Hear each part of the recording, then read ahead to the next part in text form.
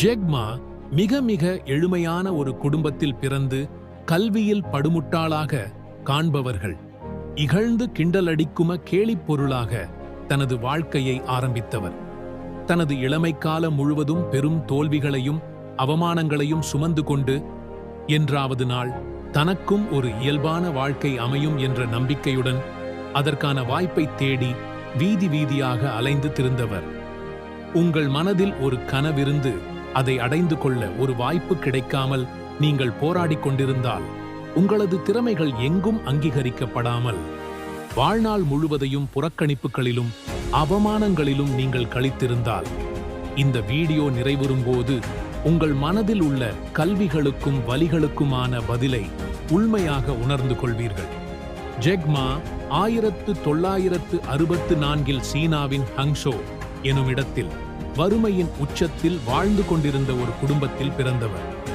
ஏழையின் கனவு எல்லையற்றது, ஏனெனில் அவனிடம் மீதம் இருப்பது அது மட்டுமே. அவ்வாறு ஜெக்மாவும் தனது சிறு வயதிலிருந்தே மனதில் பல கனவுகளை சுமந்து வாழ்ந்தவர்.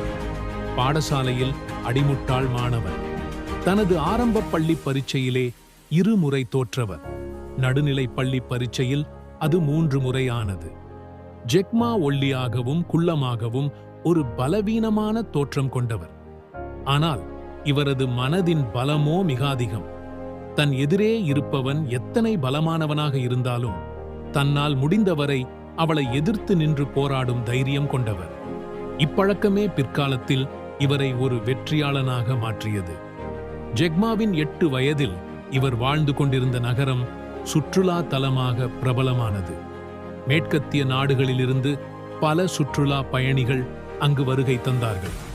அவர்கள் அது மொழியும் கலாச்சாரமும் ஜெக்கினை வெகுவாக கவர்ந்துவிடவே அவற்றை கற்றுக்கொள்ளும் நோக்கில் தனது 8 வயதிலேயே இலவச சுற்றுலா வழிகாட்டியாக மாறினார். ஜெக் இப்படியே காலம் கடந்து கொண்டிருந்தது. ஜெக்மாவின் பாடசாலை கல்வியும் முடிந்தது. தனது மேல் படிப்பில் ஹார்வார்ட் பல்கலைக்கழகத்தில் தொடர வேண்டும் என்பது ஜெக்கின் மிக பெரும் கனவு. அதற்கான விண்ணப்பத்தை ஹார்வார்டிற்கு அனுப்பினார் ஜெக். அது நிராகரிக்கப்பட்டது. மீண்டும் விண்ணப்பித்தார். மீண்டும் நிராகரிக்கப்பட்டது. இவ்வாறு 10 முறை விண்ணப்பித்தும் அவை அனைத்துமே நிராகரிக்கப்பட்டன. ஜெக்மாவினை ஒரு பொருட்டாகவே அவர்கள் கருதவில்லை. அதன்பின் சீனாவில் உள்ள பிரபல பல்கலைக்கழகங்களுக்கு விண்ணப்பிக்கலாம் என்ற முடிவுக்கு வந்தார். ஆனால் அவற்றில் எந்த பல்கலைக்கழகமும் இவரது விண்ணப்பத்தை ஏற்றுக்கொள்ளவில்லை. வேறு வழியில்லை என்ற நிலையில் தனது நகரத்தில் இருந்த ஒரு பல்கலைக்கழகத்தில் ஆங்கிலம் படிப்பதற்காக சேர்ந்தார் ஜெக். அங்கு சேர்ந்ததும் இதற்கு மேல் தனது வாழ்வில் எவ்வித இன்னல்களும் இருக்காது என்று எண்ணி பெருமூச்சு விட்டார். ஆனால் ஜெக்கின் உண்மையான சோதனை காலம் இதன் பின்பே ஆரம்பமானது. 3 வருட பட்டப்படிப்பு முடிந்ததும் வேலையை தேட ஆரம்பித்தார் ஜெக். எவரும் இவரை கண்டுகொள்ளவில்லை. வருட கணக்கில் முயற்சித்தார். இருந்தும் நிராகரிப்புகளே எஞ்சினே. பல வருடங்களாக வறுமைகள் சிக்கித் தவித்துக் கொண்டிருக்கும். குடும்பத்தின் பசியை தனது சம்பாத்தியத்தில் அடைத்து விடலாம் என்ற ஜெக்கின் கனவும் மண்ணாகி போனது. சரி, படிப்பிற்கான வேலை கிடைக்கவில்லை. ஏதாவது கிடைத்த வேலையை செய்யலாமே என்ற முடிவுக்கு வந்தார். பெரு நிறுவனங்கள், சிறு வியாபாரங்கள் என்று தனது நகரம் முழுவதும் உள்ள அனைத்து இடங்களுக்கும் வேலை கேட்டுச் சென்றார். அனைவருமே நிராகரித்து துரத்தினார்கள். அப்போது இவரது நகரத்தில் KFC நிறுவனம் ஆரம்பிக்கப்பட்டது. அதில் வேலை செய்ய ஆட்கள் தேவை என விளம்பரம் செய்தார்கள். ஜேக்கிற்கு மகிழ்ச்சி, நிச்சயம் இந்த வேலை கிடைத்துவிடும் என்ற நம்பிக்கையோடு நேர்காணலுக்குச் சென்றார். அங்கு வேலைக்காக வந்த 24 பேரில் ஜேக்கு மட்டும் வேலை கிடைக்கவில்லை. மீதி 23 பேருக்கும் வேலை வழங்கப்பட்டது. உனது உருவம் இந்த வேலைக்கு சரி வராது, நீ வேறு வேலையை பார்த்துக்கொள் என கூறி இவரை திருப்பி அனுப்பினார்கள். இருந்தும் ஜேக் ஓய்ந்துவிடவில்லை. தொடர்ந்து முயற்சித்துக் கொண்டே இருந்தார். அப்போது போலீஸில் இணைந்து கொள்வதற்கான விண்ணப்பம் கூறப்பட்டது. அதில் ஜேக்கும் அவரது 4 நண்பர்களும் கலந்து கொண்டார்கள். ஜேக் தவிர்த்து நிதி 4 பேருக்கும் வேலை வழங்கப்பட்டது. நீ குள்ளமாகவும் நலிந்த தொற்றமுடியவனாகவும் இருக்கின்றாய். இந்த வேலையில் உன்னை சேர்த்துக் கொள்ள முடியாது என இவரை திருப்பி அனுப்பினார்கள். மீண்டும் ஒரு நாள் தனது உறவினர் ஒருவருடன் ஒரு ஹோட்டலில் சர்வர் வேலை கூட்டிச் சென்றார். இவரது உறவினருக்கு வேலை வழங்கிவிட்டு ஜெக்கினை நிராகரித்து விட்டனர். இந்த முறை இவர் விரக்தியின் உச்சத்தில் இருந்தார். தன்னை ஏன் நிராகரித்தீர்கள் என்று ஹோட்டல் உரிமையாளர்களிலும் வினவினார். அதற்கு அவர்கள் இந்த உருவத்தையெல்லாம் கொண்டு போய் வாடிக்கையாளர்கள் முன்னால் நிறுத்த முடியுமா? கேள்வி கேட்காமல் இங்கிருந்து துரத்திவிட்டனர். இப்படியே 30க்கும் மேற்பட்ட இடங்களில் வேலை கூட்டிச் சென்றார். ஆனால் அனைத்து இடங்களிலும் வரும் அவமானங்களை எஞ்சியது. மனமுடைந்து போனார் ஜே. ஆனால் சீனர்களுக்கும் ஆங்கிலம் தெரியாது. இந்த வெற்றிடத்தில் ஆபகமாக பிடித்துக்கொண்ட ஜெக்மா சீன அரசில் ஆங்கில மொழி ஒலிபெயர்ப்பாளராக இணைந்து கொண்டார். 1995ஆம் ஆண்டில் ஒரு அரச பணி காரணமாக அமெரிக்கா சென்றார் ஜே. அக்காலகட்டத்தில் அமெரிக்காவில் இணையம் அறிமுகமாகி வேகமாக பரவிக் கொண்டிருந்தது. அமெரிக்கா சென்ற ஜெக்கின் கண்களில் பட்டதெல்லாம் கண்ணணியும் இணையமும் தான். மிக விரைவில் இவை இரண்டும் இவ்வுலகையே ஆக்கிரமிக்கவிருக்கின்றன என்பதை அக்கணமே அவர் உணர்ந்து கொண்டார். எனவே தானும் ஒரு வணிகத்தை ஆரம்பிக்க வேண்டும் என்ற முடிவுக்கு வந்தார். அமெரிக்காவிலிருந்து திரும்பியதும் உடனே ஏலோ பேஜஸ் என்ற நிறுவனத்தை ஆரம்பித்தார். எந்த வருமானமும் சம்பாதிக்க முடியாமல் அது ஒரு 2 வருடங்களிலேயே மூடப்பட்டது. அதன் பின்னர் ஒரு மென்பொருள் நிறுவனத்தை ஆரம்பித்தார். தொழில் நிர்வாண என்றாலே என்னவென்று அறியாத சீனாவில் ஒரு மென்பொருள் நிறுவனம் எங்கிருந்து பணம் சம்பாதிப்பது? அதுவும் ஒரு சில மாதங்களிலேயே இழுத்து மூடப்பட்டது. 2.5 வருட முயற்சிக்கு பின் சீனாவில் ஒரு தொழில் நிறுவனத்தை ஆரம்பிப்பதற்கு முன்னர் தொழில் நிறுவனத்தை எங்கே கொண்டு வர வேண்டும் என்பதை உணர்ந்து கொண்டார் ஜாக். எனவே சீனா அரசுடன் இணைந்து இணையத்தை சீனாவில் பிரபல்யமாக்க வேண்டும் என முடிவெடுத்தார். தனது திட்டத்தை சீனா அரசுக்கு பரிந்துரைத்தார். அவர்கள் அதில் பெரிதாக ஆர்வம் காட்டவில்லை. 1.5 வருட போராட்டத்தின் பின்னர் இத்திட்டமும் வேலைக்காகாது என்ற முடிவுக்கு வந்தார் ஜாக். இணையம் ஜாக் மாவிற்கு அறிமுகமாகி 4 வருடங்களாகியும் சீனாவில் அவர் எதிர்பார்த்த அளவிற்கு அதை பிரபல்யமாக்க முடியவில்லை. எனவே இதற்கு மேல் அடுத்தவரை நம்பியிருக்காமல் நாமே நேரடியாக களத்தில் இறங்கிவிடலாம் என்ற முடிவுக்கு வந்தார்.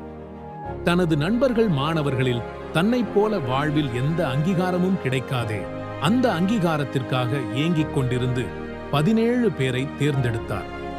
அவர்களை தனது வீட்டிற்கு அழைத்து அலிபாபா பற்றிய முழு திட்டத்தையும் கூறினார்.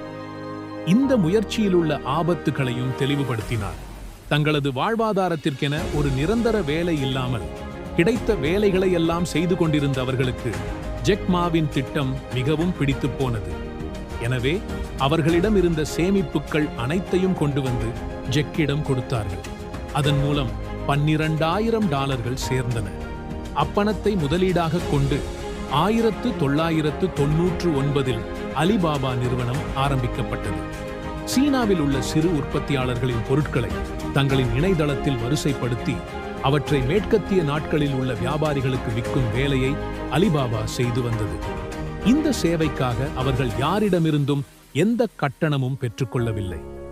3 வருடங்கள் $1 வருமானம் இல்லாமல் அவர்களிடமிருந்த சேமிப்பை மட்டும் கொண்டே நிறுவனத்தை நடத்தி கொண்டிருந்தார்கள். 3 வருடங்கள் கடந்தன. அலிபாபா நிறுவனமும் சிறிது பிரபல்யமானது. அதேபோல் ஜெக்கிடமிருந்த சேமிப்புகளும் முழுமையாக திருந்தாது. தங்களது நிறுவனத்திற்காக வங்கியில் கடன் கேட்டுச் சென்றார்கள். ஆனால் இவர்களை மேனேஜர் அறைக்குள் கூட விடவில்லை. பல செல்வந்தர்களும் அலிபாபாவின் பங்குகளை விற்பனை செய்ய முயற்சித்தார்கள். இலாபமே சம்பாதிக்காத நிறுவனத்தை எங்களது தலையில் கட்டுகின்றாயா என கூறி துரத்திவிட்டார்கள். ஜெக்மாவைப் போலவே அன்று அலிபாபாவும் யாரிடமும் எந்த அங்கீகாரத்தையும் பெற்றுக்கொள்ளாமலேயே இருந்தது. நிறுவனத்தை நடத்திச் செல்ல பணமில்லை. அலிபாபாவை மூடிவிடும் நிலைக்கு தள்ளப்பட்டார் ஜே.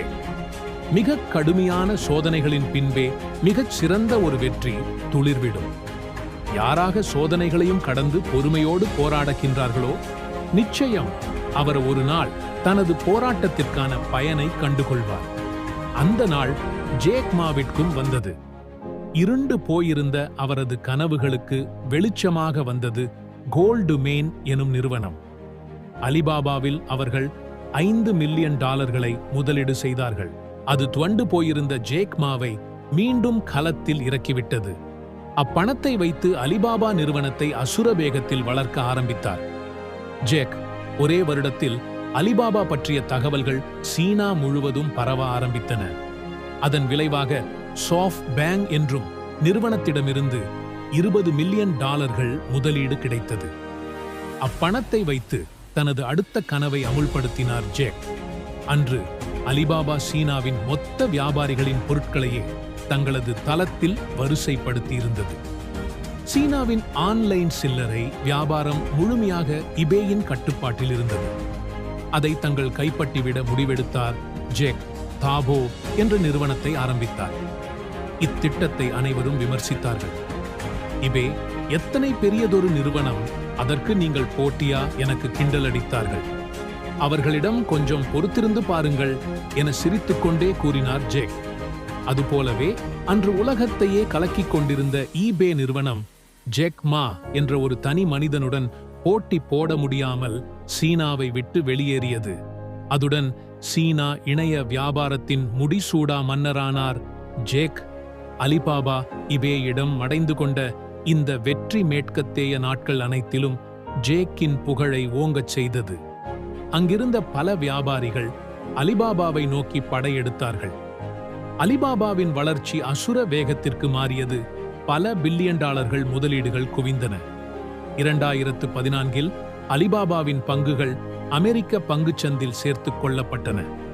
ஏற்கனவே அலிபாபாவின் அசுர வளர்ச்சியில் அமெரிக்க முதலீட்டாளர்கள் ஏற்கப்பட்டிருந்ததால் அதுவரை காலமும் இல்லாத அளவிற்கு மிக பெரும் விலையில் அதன் பங்குகள் விற்கப்பட்டன. அமெரிக்க பங்குச்சந்தில் ஒரு சாதனையாக பதியப்பட்டது. அதுவரை காலமும் அவமானத்தையும் வேதனைகளையும் சுமந்து கொண்டு ஒரு முட்டாளாக வாழ்ந்து கொண்டிருந்த ஜேக் மா அந்த நிமிடமே $25 பில்லியன் அதிபதியானார். உலக மீடியாக்கள் போட்டி போட்டுக்கொண்டு இவர் குறித்த செய்திகளை வெளியிட ஆரம்பித்தனர். ஜேக் மா என்ற சொல் முயற்சிக்கு தன்னம்பிக்கைக்கும் ஒரு வரைவிலக்கணமாக மாறியது. இன்று அலிபாபா பேப்பர் நிறுவனத்தை விட பெரியது. அமேசான் இணையும் இபே இணையும் இணைத்தால் கூட அவை அலிபாபாவின் விற்பனையை எட்டாது. அந்த அளவிற்கு உலகின் ஆன்லைன் வணிகத்தையே தனது உள்ளங்கையில் வைத்துள்ளது இந்நிறுவனம். இந்த வீடியோ வெளியாகும் தருணத்தில் ஜேக் மாவின் சொத்து மதிப்பு சுமார் $25.2 பில்லியன் தாண்டிவிட்டது.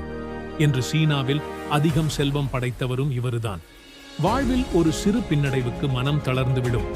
மனிதர்கள் மத்தியில் வெறும் தோல்விகளையே வாழ்க்கையாக கொண்ட ஜேக் மாவினால் அத்தோல்விகளையும் தோற்கடித்து இன்று வெற்றிக்கு ஒரு வரைவிலக்கணமாக மாற முடிந்தது. நாளை மறுதினம் நிச்சயம் விடியலை காண்பீர்கள். மனம் தளராது போராடுங்கள்.